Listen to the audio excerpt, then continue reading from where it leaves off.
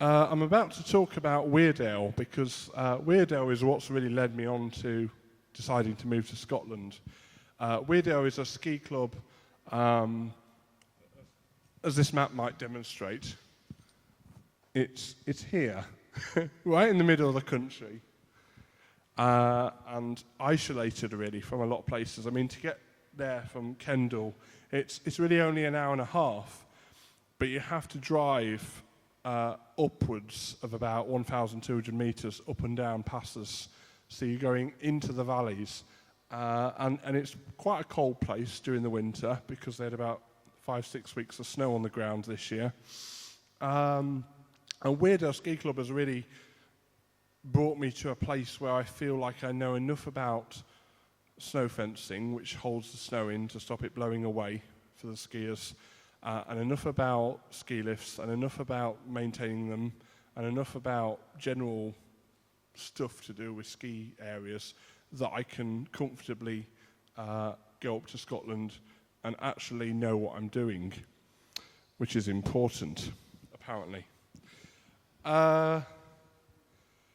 So, Steve Lum, would you like to come up onto stage? Because I've got a bit of a gift for you. Is he still there?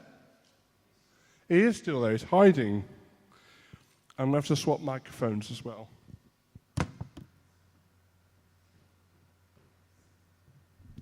Because I have a microphone over here as well, because I'm prepared. Remember that Scout's motto. So this is Steve Lum, the chairman of the club, and he's been very decent. Let's move towards the camera and the light.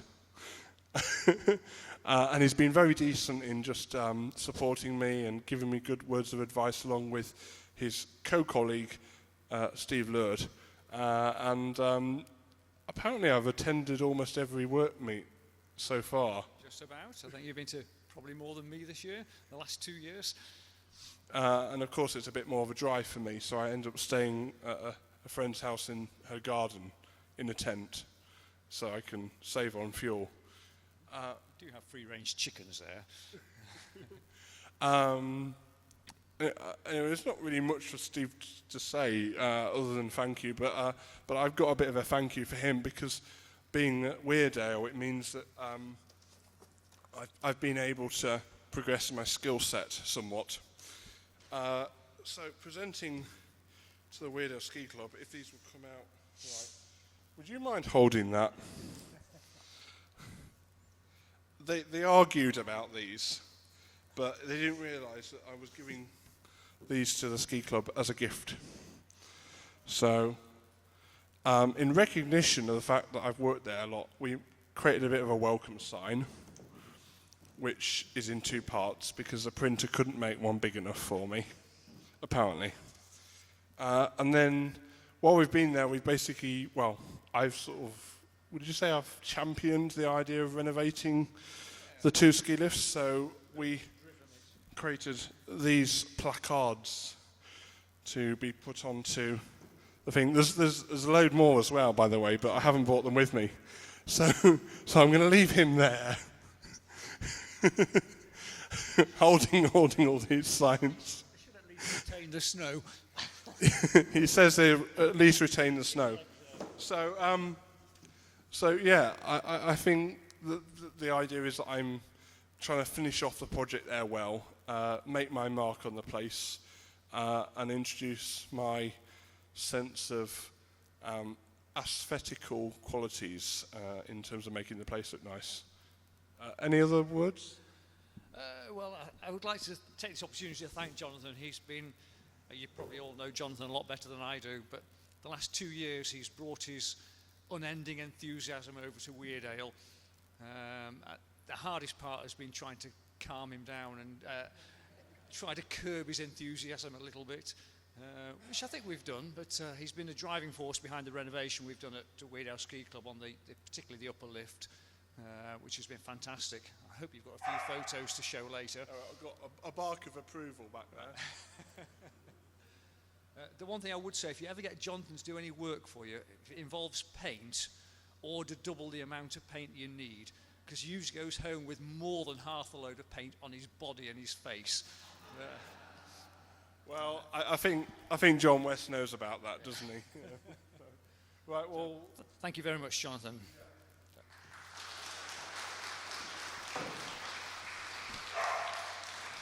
Thank you very much.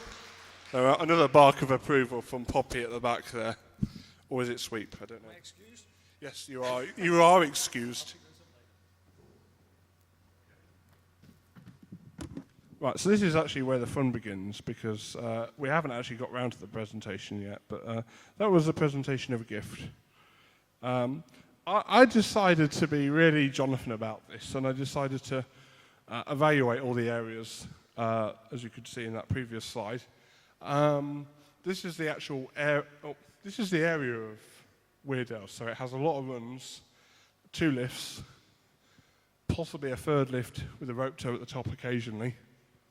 And sometimes there's not much snow because it's England, and things are, a bit hairy out on the slopes.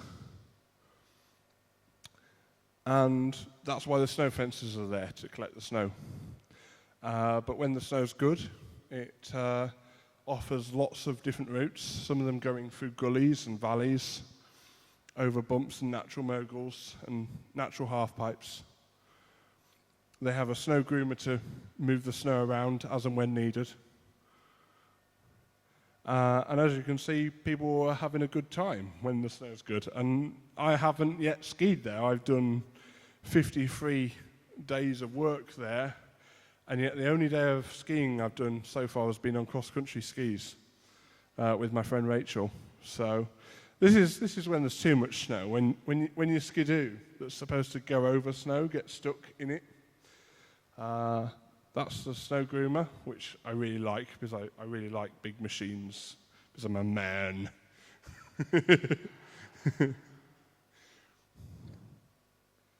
I say that we've got 2 lifts there. They're quite old, from 1975 and 1978.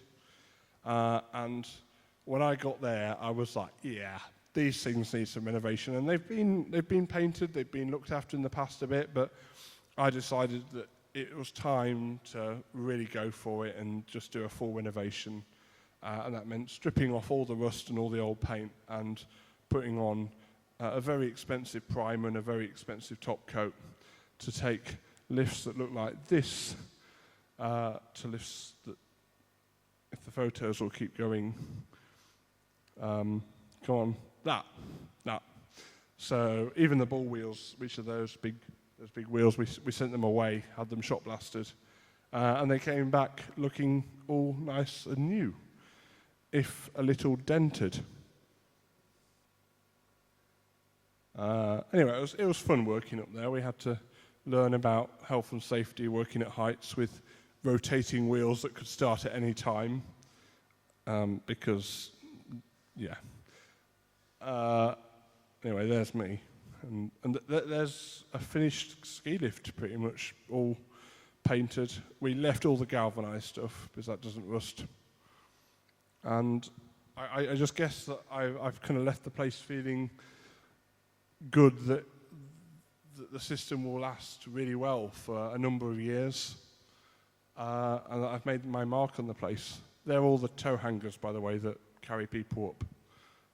And there's the paint on my face, as promised. These are photos from before I came, but there's like post-hammering and fixing snow fencing. There's Rachel in the foreground. I really wish she was here, because she's been so fundamental in me going to Weardale, because she's provided the accommodation I needed, the friendship, and the support.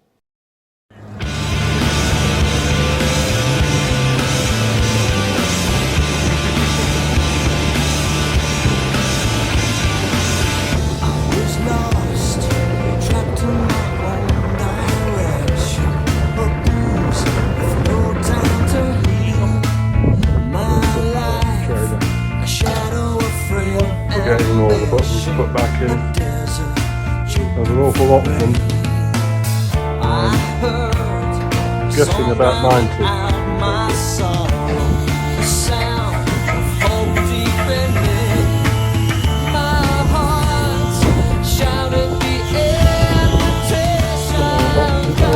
form.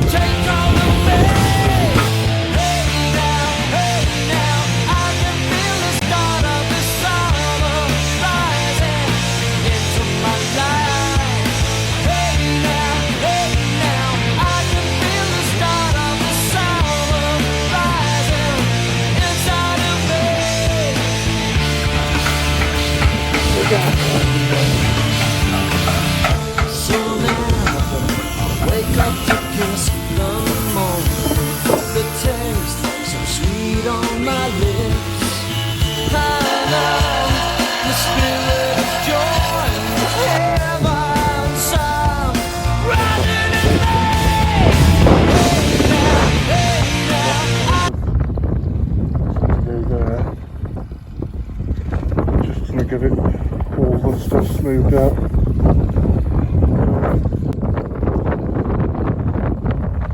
In the distance there's a jelly car in the front. In the distance there's a jelly car in the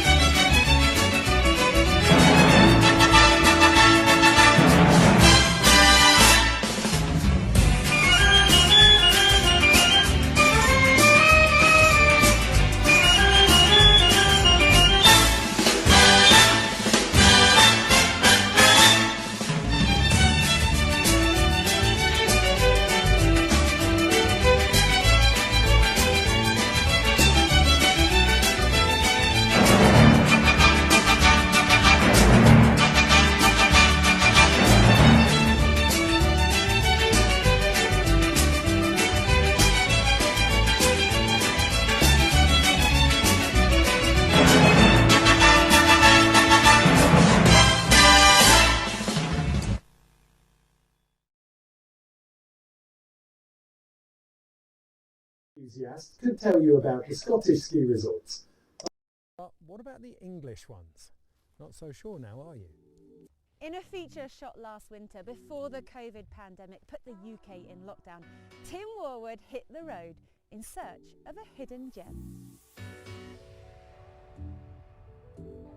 If you think that skiing and snowboarding in England is reserved to only indoors and dry slopes, then think again, because nestled no more than 30 minutes from Durham in the heart of the North Pennines is this place, Weardale Ski Area.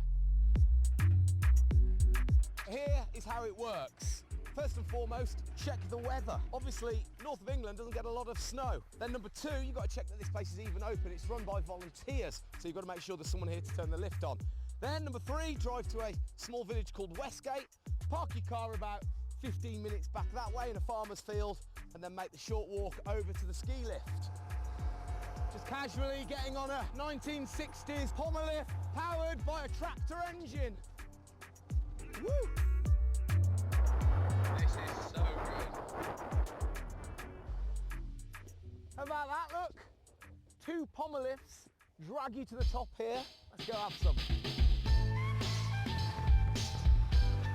I mean, it's heavy, the snow's a little bit wet, sticky in places. Come on, what do you expect? We're in England, snowboarding. I'll tell you what, the piste not too bad. Just have some of this. Skiing in England, top to bottom, on England's longest run. Really nice, smooth runs. The volunteers spend the summer picking all the stones off the runs, so it's actually running like a carpet with a little bit of snow on top. It's amazing. A little bit of a powder turn around here. Oh, hold tight. Look at this! Little pockets of powder on the side. Woo-hoo-hoo. Woo-hoo-hoo. Oh, there's runs everywhere you look. Spoilt for choice. Woo-hoo-hoo. How about that? Weardale Ski Club began in 1963, when Swinhope Moor was identified as the perfect place for snow sports in the North Pennines.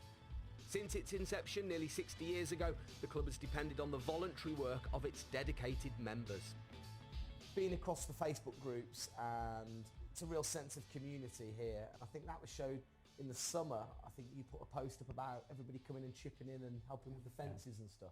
Yeah, it's very much a club that's owned by the members and run by the members.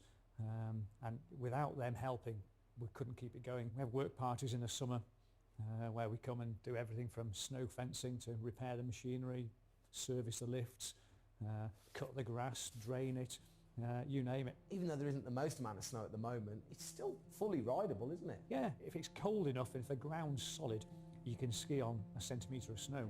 You know, you really don't need a lot of snow. The other thing that impresses me are the webcams, because actually as a member you can just log on, take a quick look and go, oh yeah, the ski hill looks pretty good today, I think I'll head up there. We actually have two web cameras, one points up the slope and the other one points down the slope. The high resolution photographs, so we have quite a good view of what's going on. Yeah.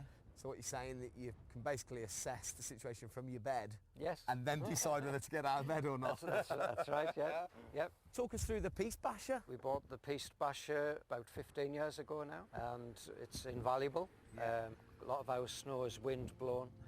We collect it in the snow fences, and then we can spread it about, and then it prolongs the ski season. Why do you think this place has such a good appeal? Why do you think it's such a magical little place? I think the sort of grassroots thing, the way you hike across that moor there to begin with, you know, you can only get here if you make an effort. It's not all handed to you. Yeah. You've got to earn your turns, so to speak. There you go. That's it, isn't it? Earn your turn, exactly. How long have you been coming to Weardale then? Since the late 60s. Late 60s? Yes. It's been going that long? That's right, it has. It was built after 63, the bad winter in 63. What is it about this place that keeps people coming back? Because it's not the easiest of day skiing, is it? Microclimate, isn't it? You come here to go skiing. If you can ski here, you can ski anywhere. What first brought you up here? How did you discover it? Through word of mouth, really. Yeah. Knew a couple of members who were here. This was obviously 20 years ago. It was before widespread internet and Facebook. Yeah, they still operate an answer machine service where someone actually records a message to tell you what the conditions are like. Wow, so that's how it used to work before Twitter and the internet? Yeah, exactly. It'd be, you'd phone up an answer machine and you'd hear a message, good morning. And often you would be ringing up on the morning to see whether it was running or not. Your first generation. Yeah. This is the third generation. Yeah. It's going to be fourth and fifth generation, is the, you know, keep the family up here skiing? Yeah. I've got another granddaughter who's 7. She's had some skiing lessons at Silsworth. So she's dying to come up, yeah. She's dying to come. She wanted to come today, but she's not. She had school. She's got school. Well, the sun has come out, the clouds have parted, and don't get me wrong, Val d'Isère this isn't, but it's just as beautiful. Look at that. I think I can see the sea. Oh, it's fun. It is fun. You do not get many days in England like this.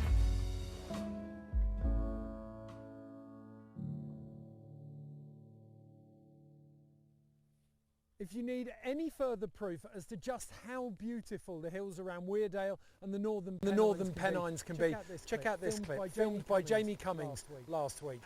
Absolutely stunning.